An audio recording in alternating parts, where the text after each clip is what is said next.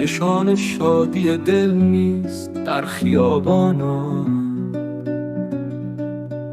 درختای کهن شاخه ها شکسته به باد، خزان رسیده و پژمردهان در گلستانا. کجاست بوی بهار، از کجاست سرسبزی، بهار دل که ندارد دگر گلستانا. نگاه خسته مردم غریب و سرد شده، نمانده مهر و وفا در دل زمستانا.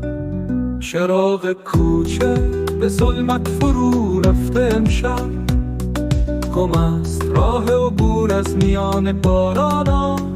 کسی ز دور نمی آید از پی آرامش،